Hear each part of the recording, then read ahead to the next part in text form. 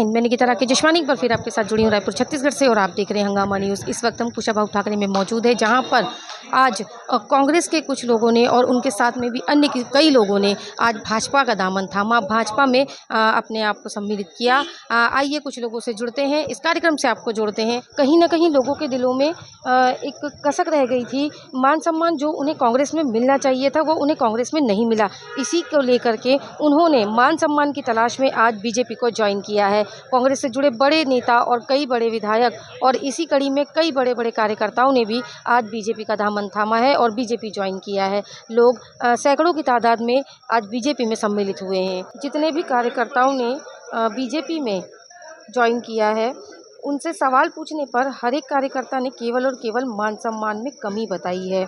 आखिर ऐसा क्या है और ऐसा क्यों है कि कांग्रेस में मान सम्मान नहीं दिया जाता? हर एक कार्यकर्ता जो इस वक्त बीजेपी में मिल रहा है, बीजेपी ज्वाइन कर रहा है, वो केवल और केवल मान सम्मान की ही बात क्यों कर रहा है? ये एक बहुत बड़ा सवाल आता है। आज का ये दिन छत्तीसगढ़ भारतीय जनता पार्टी के लिए ऐतिहासिक दिन है।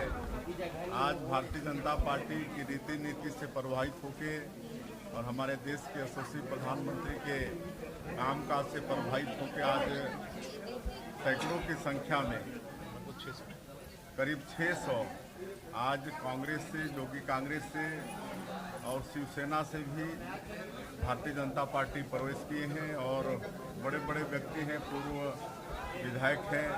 एक तो अभी हाल के लोकसभा चुनाव कांग्रेस के समन्वयक थे बिलासपुर से, वो भी आज भारतीय जनता पार्टी ज्वाइन किए हैं। विजय गुरु की सुपुत्री प्रियंका दीदी, वो भी आज भारतीय जनता पार्टी प्रवेश की है, तो उनका बहुत बहुत स्वागत है। भारतीय जनता पार्टी में अभिनंदन है और उनके आने से निश्चित रूप से हमारी पार्टी को और मजबूती मिलेगी। हमारा कुनबा लगातार बढ़ रहा है। सर, माओवादियों ने एक सूची जारी की है जिसमें आप लोगों के द्वारा जो संख्या बताई गई है वो और माओवादियों ने जो संख्या जारी की है दोनों सेम है। उन्होंने शहीद कहा है। अब उनकी भाषा में शहीद हो सकते हैं, लेकिन हमारी भाषा में शहीद नहीं है, वो विकास के विरोधी हैं। आज मतलब उनका जहाँ क्षेत्र है वहाँ पर जो सरकार की सुविधा है वो पहुँचती नहीं है और हम लोग ऐसे लोगों तक सरकार की योजनाओं को पहुँचाने के लिए एक नया योजना यहाँ लागू की है, नियत नीला नार आपका अच्छा गाँव, और उसके तहत लगातार काम हो रहा है। घरों में बिजली पहुँच रही है और हर तरह का जो सरकार की योजना है उसको वहाँ पहुँचाने का काम कर रहे हैं। और ये तो विकास विरोधी है, ये नहीं चाहते कि ऐसे दूरस्थ अंचल में घरों में मतलब राशन पहुँचे, उनका राशन कार्ड बने, उनको बिजली पानी मिले, उनके गांव तक सड़क मिले, ये विकास विरोधी।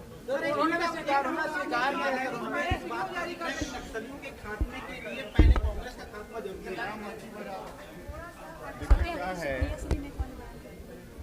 कांग्रेस समझ में नहीं आता है इनका कि जब सर्जिकल स्ट्राइक हुआ, एयर स्ट्राइक हुआ, उसमें भी प्रश्न चिन्ह खड़ा करते थे कि ये भी काल्पनिक घटना है।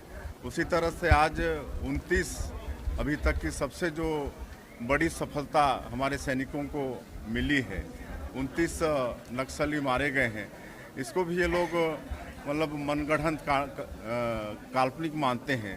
और तो निश्चित रूप से हमारे प्रदेश के सैनिकों का ये लोग मनोबल गिराने का काम करते हैं, तो इसलिए समझ में नहीं आता है कि लोग चाहते क्या हैं।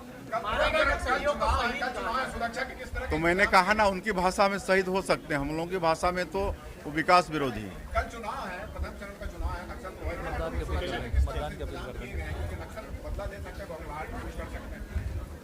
अब देखिए, हम तो बस्तर लोकसभा क्षेत्र के मतदाताओं को आप लोगों के माध्यम से यही अपील करेंगे कि अगर मतलब विकास चाहिए बस्तर में, सबके घरों तक सरकार की सभी योजनाएं पहुँचें, तो इसके लिए ज़रूरी है कि सब अपना बहुमूल्य वोट कमल छाप में बटन दबा के हमारे जो महेश कश्यप जी हैं वो क्षेत्र के प्रत्याशी उसको जिताएं। धमतरी में हमारे शीर्ष नेता जो मुख्यमंत्री के काफ़ी करीब रहे, न कार्यकर्ताओं की सुध ली न धमतरी की सुध ली। इससे दुखी होकर हम लोग वहाँ दम घुट गया कांग्रेस में, तो ये हमने भाजपा ज्वाइन करने का निर्णय लिया। ये मुझे बताइए, जब विपक्ष में थे, आज तो आप शामिल हो गए जी, तब महंगाई बेरोजगारी पर पानी पी पी के कोसते थे, अब कैसे कहेंगे उसको? पहले राष्ट्रवाद फिर महंगाई, पहले राष्ट्रवाद, पहले सनातन, पहले हिंदू, फिर महंगाई। मतलब महंगाई है कि नहीं? महंगाई नहीं है अभी तो, बेरोजगारी पिछले स्तर से तो कम है, सामान्य समान तो पहले से कम है। पहले से। इस बार का चुनाव क्या लगता है, किस पर लड़ा जाएगा? मोदी जी, मुद्दा? नरेंद्र मोदी। वो तो चेहरा है सर, मुद्दा क्या होगा? राष्ट्र प्रेम, सनातन प्रेम महंगाई, और बेरोजगारी, नरेंद्र मोदी की जो राष्ट्र के प्रति हाँ। योजनाएं हैं, हाँ। राष्ट्र को विकसित करने की, विकसित भारत की योजना है, उसके लोग पूछते हैं सवाल, अभी तक पार्टी ने बहुत कुछ दिया, आपको प्रेसिडेंट भी बना दिए, और क्या चाहती जो नहीं मिला फिर आपने चेंज कर दिया, पलटी? 5 साल में हमको लगा ही नहीं कि हम कांग्रेस में हैं। अच्छा, हमको लगा ही नहीं, हम ऐसे लगा कि हम विपक्ष में, मतलब एक इतना पद में हमने कांग्रेस की सेवाएं दी, हमको लगा ही नहीं, इससे दुखी हो कि हमने कांग्रेस छोड़ने कभी का आपने अपनी बात रखी ऊपर तक? बहुत रखी, कोई सुनने को तैयार नहीं। कोई सुनने की तैयार नहीं। अब क्या लगता है वो सम्मान यहाँ मिलेगा आपको? बिल्कुल मिलेगा। मुख्यमंत्री जी ने के हमने नेतृत्व में यहाँ समर्थन, भाजपा के समर्थन में सदस्यता ग्रहण की है, तो विश्वास है, उम्मीद है कि मिलेगा सम्मान। परिचय दीजिए। शरद रण सिंह, धमतरी। मैंने तो पहली बार पार्टी ज्वाइन करी है, मैं पहली बार सदस्यता ले रही हूँ और वो बीजेपी पार्टी में ले रही हूँ।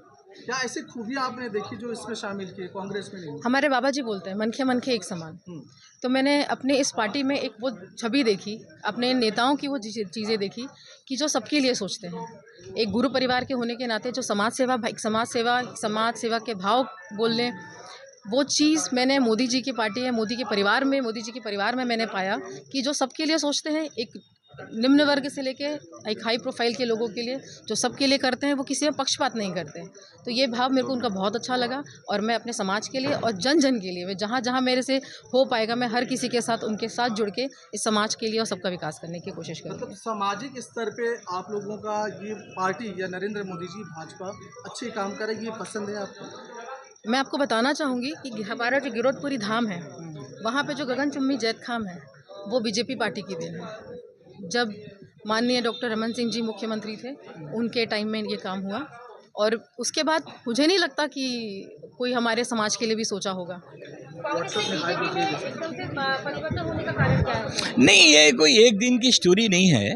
मैं बहुत सीनियर 1993 में जो माननीय मुख्यमंत्री जी हैं उनके साथ में विधायक रहा, लेकिन 2003 के बाद मैंने अपने पार्टी के इन कार्यकारिणी को बहुत गहराई से मैंने देखा है।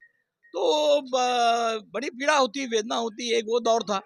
अभी आप कार्यकर्ताओं की घोर उपेक्षा करें, उनका कोई मान सम्मान ना हो, उनकी योग्यता का, अनुभव का आपको कोई लेना देना नहीं। आपको तो बस वही करना है कि कौन मेरा पराया अपना, कौन साथी है, कौन मेरे वर्ग जात का। नहीं मिला ना, मुझे नहीं, नॉट फॉर मी। मतलब वहां पर ऐसे हजारों कार्यकर्ताओं का अवसर नहीं मिला। उनके मन में जो आ गया, मेरे जात का, मेरे परिवार का, मेरे कुटुंब का, मेरे फलाना, मेरे काम का, उनको उन्होंने आगे उनको सब कुछ दिया। उनको वो योग्य थे या नहीं, उसके लायक थे कि नहीं थे, उनको काम दिया। तो आप कब तक, आप उपेक्षा को कब तक बर्दाश्त करोगे? आप कुछ नहीं। वो तो माननीय नरेंद्र मोदी जी जिस तरीके से भारत को संवारना चाहते हैं, राष्ट्र को समृद्ध बनाना चाहते हैं, विष्णु देव साय जी इतना सहज सरल मुख्यमंत्री भारत के किसी राज्य में मिलेगा क्या? और आप देखो साए काम कर रहे हैं। अभी इलेक्शन डिक्लेयर नहीं हुआ, इसके पहले उनका काम धड़ाधड़ चालू हो गया। तो प्रगति के साथ, उन्नति के साथ, समाज की समृद्धि के साथ लगेंगे जहां उनका आदेश होगा। हमको कोई पद की लालसा नहीं है। जो भाजपा आदेश देगी, जो उनका हमारे लिए निर्देश होगा, हम वो काम करने को तैयार रहेंगे। चंद्र प्रकाश वाजपेयी, पूर्व विधायक में से मैं कांग्रेस सेवा दल का अखिल भारतीय महासचिव हूँ। 8 राज्यों का मैं प्रभारी हूँ, लेकिन वो सब देख लिया मैंने कि क्या हो रहा है और क्या चल रहा है। विगत 6 साल से मैं लगातार भारतीय जनता पार्टी के लिए काम कर रहा हूँ। उसके पहले भी मैं जिला पंचायत सदस्य था और भारतीय जनता पार्टी किसान मोर्चा का जिला अध्यक्ष था और कार्य सेवा प्रमुख भी था मैं। और मेरा घर वापसी हुआ, समझ जाइए 11 साल पहले मैं भाजपा छोड़ दिया था। लेकिन मोदी जी के जो 4 संकल्प है, 404 पार, अब की बार मोदी सरकार, उसको पूरा करने के लिए, उस संकल्प को पूरा करने के लिए हम लोग पुनः भारतीय जनता पार्टी मजबूत करने के लिए, भाजपा काम करने के लिए भारतीय जनता पार्टी में पुनः प्रवेश लिए हैं। इस जी नहीं, उस समय जो परिस्थिति था उस समय, मेरा व्यक्तिगत पारिवारिक कारण के कारण से मैं पार्टी छोड़ दिया था। मैं 11 साल पहले 6 साल के लिए मुझको निष्कासित किया गया था और 6 साल के बाद पुनः भारतीय जनता पार्टी में प्रवेश हुआ है मेरा व्यक्तिगत। बाकी तो प्रवेश लिए हैं शंकर राव है, कांग्रेस के पार्षद हैं वार्ड क्रमांक 6 के, इनसे पूछिए आप। मैं तो भाजपा ही हूँ। बीजेपी की रीति नीति आदरणीय नरेंद्र मोदी जी के रीति नीति प्रभावित होकर मैं प्रवेश किया। मैं भी मुख्य चिकित्सा स्वास्थ्य अधिकारी से कवर्धा से रिटायर हुआ हूँ।